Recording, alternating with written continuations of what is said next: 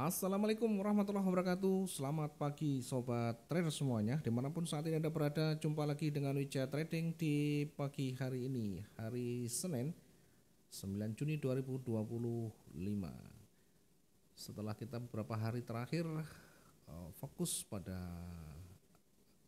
acara religi, yakni di Idul Kurban di 2025. Mohon maaf buat teman-teman yang menunggu mungkin di beberapa hari kemarin kita tidak ada info karena memang kebutuhan dan di lingkungan lagi ada kegiatan yang signifikan sehingga kita fokus di sana ya, dengan tidak mengurangi kita pada kecintaan ya terhadap instrumen yang kita selalu pakai. Tentu kita tetap monitor meskipun hanya sekilas, namun kita tidak bisa mengekspos, tidak bisa menyampaikan secara umum karena kondisi yang tidak memungkinkan. Mudah-mudahan teman-teman semuanya masih selalu bertahan di dalam konsistensi, strategi, sistem trading dan profitnya tentunya. Pagi ini kita mengawali akan memetakan lagi untuk satu hari ke depan ya. Saya sempat kemarin di hari Jumat ada NFP tidak bisa live, namun saya monitor ya. Saya menempatkan posisi di kira-kira di situ ya. Jadi kita perkirakan emas ini akan bergerak turun sesuai dengan struktur yang terbentuk ya. Berulang kali mencoba untuk menembus area resisten namun gagal dan terakhir membentuk swing low yang baru. Sehingga ketika mendekati berita, ketika menjelang news NFP, kita perkirakan karena sudah mulai kecondongannya bergerak turun, kita perkirakan akan turun seperti ini, kira-kira sampai di kisaran targetnya ya. Kita perkirakan di kisaran target di situ, kemudian akan terkoreksi ke atas setelahnya, kemudian baru kembali turun. Mungkin di awal teman-teman yang mengikuti rilis NFP tidak ada pergerakan signifikan setelah jam NFP dirilis, hanya bergerak kecil, kemudian setelahnya mulai bergerak signifikan setelah ada momentum bearish dan seterusnya sampai pada tutupan di pagi hari Jumat kemarin. Sekalipun mungkin tidak semua juga bisa mengikuti, namun dari materi yang sering kita sampaikan, dari struktur, dari karakteristik dari price action atau candlestick itu, kita sudah bisa minimal meraba kemungkinan terbesar kemana, sehingga tentu saja bisa mendapatkan peluang dan potensi keuntungan. Kemudian kita sebelum menganalisis dari sisi teknikal ya, kita coba untuk melihat, saya juga sudah membuat satu rangkuman kecil berkaitan dengan aspek fundamental untuk kita perkirakan nanti bagaimana satu hari ke depan ya. Oke, kita coba lihat di satu hari ke depan bagaimana dari sisi fundamental ya. Kita sudah membuat satu rangkuman kecil, mudah-mudahan bisa membantu teman-teman ya. Dari aspek sisi fundamental, permintaan secara global dan pembelian bank sentral meningkat ya. Bank sentral diperkirakan akan membeli sekitar 1.000 ton emas di tahun 2025. Tentunya ini akan menjadikan tahun keempat berturut-turut menjadi tren bullishnya, permintaan makin banyak. Kemudian Metal fokus memproyeksikan harga emas rata-rata di 32 ya, 32 sekian ya tahun ini. Rata-rata ya, mungkin tidak terlalu signifikan pergerakan, hanya kita perkirakan maksimum berada di 3.500. Sempat tertinggi di mendekati ya 3.500, namun ditolak kembali dan sampai sekarang sudah mulai berada di 3.300. Nah, kita perkirakan nanti berada di range 3.200 hingga 3.500. Permintaan fisik terutama dari Asia, China dan India tetap kuat untuk menopang tren jangka panjang. Setidaknya akan bullish di beberapa bulan ke depan. Kebijakan moneter dan inflasi Amerika Serikat, ya, The Fed mempertahankan suku bunga di kisaran 4,25 hingga 4,5%, ya, dengan prediksi potensi pemangkasan suku bunga di sisa tahun ini 2025 ini. Yang kedua, jika inflasi melemah di bawah 2,5%, maka kemungkinan terjadi penurunan suku bunga pada pertemuan Fed 11 Juni mendatang yang biasanya akan mendukung penguatan emas. Dari sisi geopolitik dan dolar Amerika Serikat, ya, kita lihat bagaimana indeks dolar juga makin merosot. Ketegangan geopolitik dan lemahnya dolar mendukung safe haven aset menjadi pilihan, ya. Emas mendapat keuntungan dari kondisi geopolitik dan lemahnya dolar Amerika Serikat ini. Ketidakpastian kebijakan dagang Amerika Serikat juga menjadi bagian penyumbang meningkatkan permintaan emas sebagai lindung nilai. Bagaimana kesimpulan dari sisi fundamental? Demand institusional kuat dari bank sentral dan investor Asia tentu menjadikan emas masih menjadi pilihan dan berpotensi masih akan menguat. Potensi support jangka menengah oleh fundamental moneter geopolitik tentunya menjadi patokan nanti untuk kita melihat bagaimana koreksi dari emas itu. Arah The Fed mempertahankan suku bunga akan menjadi katalis utama di minggu ini tentunya, ya. Kita nanti akan lihat dari kalender ekonomi, kita selalu monitor di sana. Kemudian kita lihat lagi, ya, apa yang nanti kita perlu cermati, data rilis minggu ini yang sangat krusial, ya, CPI. Kemudian ada decision Fed 11 Juni mendatang, tentunya nanti akan membuat pergerakan menjadi lebih berwarna atau fluktuatif. Pergerakan US dollar, pelemahan dolar juga bisa mendongkrak pergerakan emas nantinya. Nah, itu kira-kira dari sisi fundamental. Silakan teman-teman nanti diikuti berita terkini termasuk dari kalender ekonomi, jangan abaikan. Kita bisa lihat bagaimana data-data yang dirilis pada sesi sebelumnya atau periode sebelumnya, kemudian nanti kita akan perkirakan bagaimana banyak ahli akan membuat satu perkiraan atau analisis. Dari sisi teknikal, ya, dari sisi teknikal kita buatkan juga, ya, ada time frame harian 75%, signal moving average menunjukkan tren bullish masih akan mendominasi. Indikator kembali momentum menunjukkan angka 0, memberikan sinyal bearish jangka pendek saja.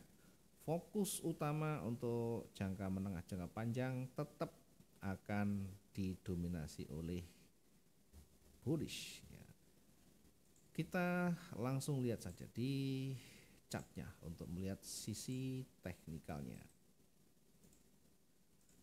Oke, kita lihat dari sisi teknikal, kita gunakan time frame yang agak tinggi dulu. Di H4 kita lihat, sekali lagi tadi sudah kita paparkan sedikit, ya, ada koreksi, ya. Koreksi tidak terlalu signifikan, ya. Kembali nanti akan didominasi oleh bullish. Nah, area koreksi kita perkirakan hanya sampai di kisaran di situ, ya. Koreksi kita perkirakan hanya akan maksimum sampai di sini, ya, koreksi, ya. Silakan nanti teman-teman dilihat sendiri, di situ ada banyak sentuhan, banyak support, ya, di 3269, 3270, di situ maksimum pergerakan atau koreksi turunnya. Kemudian akan kembali bergerak naik. Nah, sekarang mungkin sudah ada petunjuk akan naik. Nah, kita kembali lagi ke time frame H1 untuk lebih detail kita memetakan bagaimana potensi untuk satu hari ke depan. Oke, yang pertama kita lihat akan pergerakan ke atas, ya. Bullish sudah mendominasi dari bawah, kemudian kira-kira sampai di mana. Kita ambil yang terdekat, di situ ada resisten. Kita bisa tarik di situ resistennya sebagai area uji bullish-nya dulu ya. Karena bisa jadi nanti akan bergerak mendekati resisten, kemudian biasanya kondisi seperti ini akan koreksi lagi. Nah, koreksi kemudian kita ukur lagi nanti sejauh mana pergerakan turunnya ini dari retracement atau dari koreksinya lagi. Nah, kita perkirakan karena kecenderungan lebih condong ke atas dari sisi fundamental, dari sisi teknikal juga. Namun demikian koreksi-koreksi seperti ini tetap kita pertimbangkan. Nah, kira-kira nanti akan seperti ini. Pergerakannya akan kembali naik. Tentunya kalau nanti bergerak tidak mampu menembus pertama, di situ ada support terdekatnya. Nah, ini nanti kita jadikan sebagai area uji bearish yang pertama. Ya, karena kalau nanti ini dilewati, bisa juga nanti masih akan turun tadi seperti yang kita perkirakan, bisa sampai 3250 atau bahkan bisa sampai 3200 ya. Kita ambil yang lebih realistis untuk satu hari ini di 325 sekian ya. Ini untuk menguji kekuatan bearish ya, maksimumnya. Karena akan bergerak naik, kita manfaatkan langsung di posisi bullishnya. Kita ambil yang potensial ya. Mungkin teman-teman bisa menempatkan posisi bullish juga boleh. Nah, tentunya dengan resiko berada di area supportnya di sana. Kita gunakan untuk area bullish di 3318. Ini cukup potensial. 3318.49. Dengan target yang terdekat kita tempatkan di 33. Ya, kita luruskan di sana, yakni di kisaran 3331. Ini target yang pertama atau terdekat. 3331.89. Selanjutnya kita menuju area warna kuning ya. Kita ambil yang maksimumnya di 3344 untuk target yang keduanya. Di 3344.83. Hari ini berada di range berapa? Nah, kita akan coba dicarikan dulu ya. Kita coba ambil dari beberapa hari terakhir yang potensial atau setidaknya menjadi pergerakan rata-rata. Kita akan ambil kira-kira seperti ini. Nah, kalau nanti dia bergerak naik, maka maksimum berada di kisaran di sana di 3377. Sementara untuk bergerak turun, maksimum kita perkirakan di ya ini kita lebarkan dari, kita ambil maksimumnya di sini yang banyak sentuh. Oke, perhatikan area range-nya hari ini untuk area jenuh belinya ya, berada di kisaran 3375 poin sekian, dan di bawah kita perkirakan juga di 3250. Di 3250. Nah, silakan nanti juga diuji.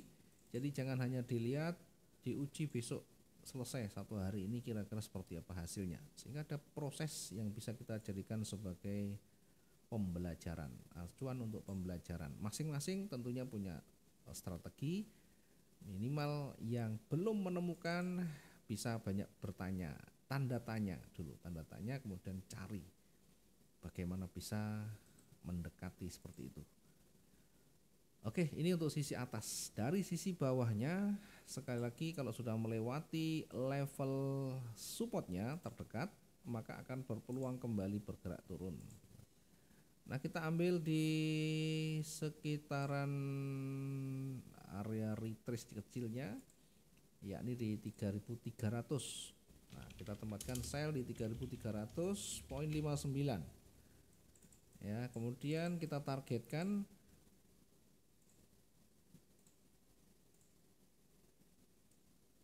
Untuk target yang terdekat kita perkirakan yang seimbang dengan yang di atas, ya, naik sedikit.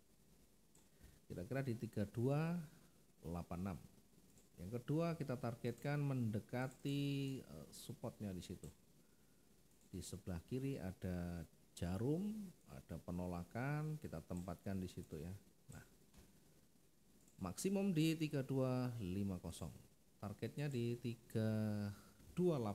Target pertama 3286.62. Target yang kedua kita tempatkan di 3272.96. Nah, apakah nanti pasti akan sampai di situ? Ini perkiraan, jadi tidak ada yang pasti. Teman-teman bisa nanti setting sendiri. Setup sesuai dengan bagaimana cara kita menganalisis, cara kita membaca dan mengumpulkan data. Setiap kepala nanti akan mendapatkan hasil yang berbeda. Ini adalah salah satu bagian dari inisiatif itu. Ini adalah satu bagian dari ide yang mungkin bisa menjadi pertimbangan. Buat teman-teman yang sudah menentukan strateginya, sudah menentukan sistem tradingnya, silakan sesuaikan dengan style masing-masing yang sudah dipakai setiap hari ya. Yang belum mungkin bisa menjadi referensi untuk menjadikan area-area pentingnya sebagai titik untuk kita nanti menentukan entry pointnya. Mudah-mudahan bisa bermanfaat untuk satu hari ke depan di XAU USD ya teman-teman. Nanti kalau masih sempat yang lain kita akan buatkan ya, karena kondisinya juga lagi banyak ini ya acara di lingkungan, sehingga mohon maaf sekali lagi jika ada keterlambatan. Terima kasih, kita jumpa di esok hari di waktu yang mungkin lebih awal. Selamat pagi, assalamualaikum warahmatullahi wabarakatuh. Salam profit dua arah.